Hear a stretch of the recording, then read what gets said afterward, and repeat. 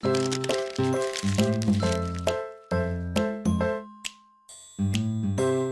we're going to move on to book signings, the time-tested favourite part of an author's career. Going out there, meeting people, having them get excited about your work, and you get to put your signature on their book. So first thing I want to look at is why they are important. First thing is it gives your work a face. Remember, people don't buy products or books, they buy people. There's always an author behind every good story, and this is your chance to get out there and show what's behind yours. Nothing beats contact with real people.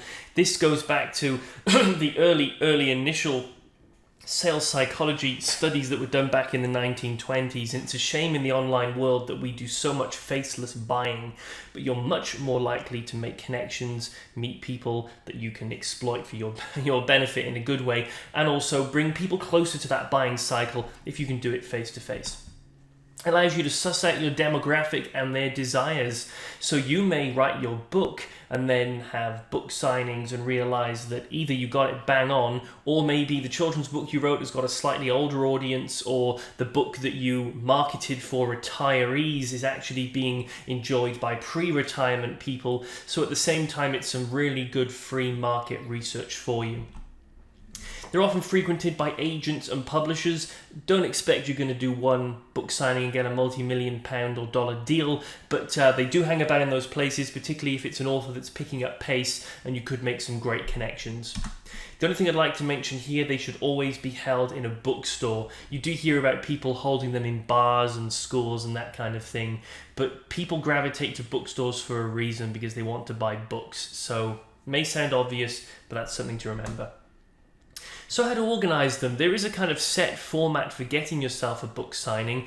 Don't be fooled into thinking that in one day you're going to contact a chain and they're going to set up book signings for you in 100 stores. You're not Hillary Clinton, you're not J.K. Rowling. It's not going to happen. At the stage that you're going to be at in your career, you're going to have to call every bookstore and make those arrangements, and start local. When you start local, you can build. If you try to go national, they're going to see you have no local signings and literally just laugh in your face. So you've identified your local bookstore. This is what you do. Prepare a pitch, put your synopsis in it, and make sure you list the benefits to their store. So essentially, they'll make money. By holding the book signing, you'll bring people through the door who will buy your book.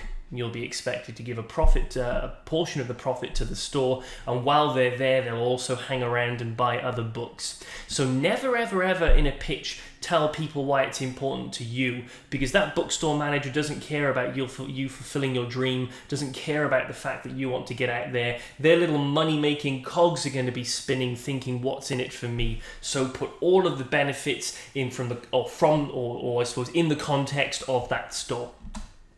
Talk to the bookstore owners and identify the chain of command. So it could be a one-person store and he will literally say, yeah, come back on Tuesday at 6 p.m. and I'll put a table up. Or you could have a large, let's say Chapters or Borders or Indigo, somebody like that, who are going to have a little bit more of a protocol. You may have to apply through their head office and they'll approve it. So talk to the bookstore owners, see who the chain of command is, and see what their protocols are. Offer to do a reading at the same time. People don't really like you sitting down at a table and selling books. If you can do a reading beforehand, it's going to do two things. It's going to bring more people into that store and increase the chance that the store owner will say yes. And the second thing it's going to do is give people a reason to buy your book. So if you walk into a bookstore and you see I'm making this up, a memoir on the table, you don't know what the memoir's about, you're not going to buy it and get the author to sign it. But if they've done a reading beforehand where they've talked about their life, maybe the adversity they faced and how they triumphed over it, it's going to pump people up then when you sit down at that table with the pen to come along and buy a book. So there's a mutual benefit if you can offer to do a reading. Make sure you offer to include the store name and logo in any promotion that you do. Again, it's going to dramatically increase the chance that the store owner will let you have that signing.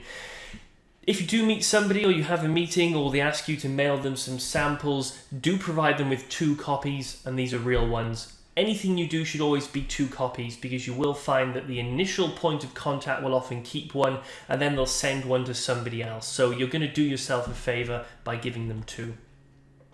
The next thing is be flexible with scheduling. If they've got a best-selling author coming and they want to have a signing at 2 p.m. on Saturday the 21st of June, do not expect to take that slot. At the stage in your career right now, you may have to deal with the 6 to 8 p.m. slot on the Thursday evening, but that's okay, because guess what? That bestseller who's signing at prime shopping time in the afternoon was once in your position.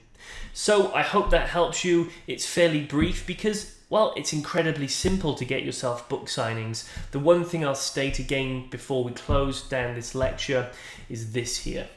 Anytime you approach people for a book signing, make sure you remember that they're not going to care what you think is in it for you. They're going to be thinking about their dollars and their success. So when you put that pitch together, make sure everything can be seen from their point of view. So this is one of those lectures you'll want to take some notes from, or keep the slide and go back through it. But either way, follow that and you pretty much can't go wrong.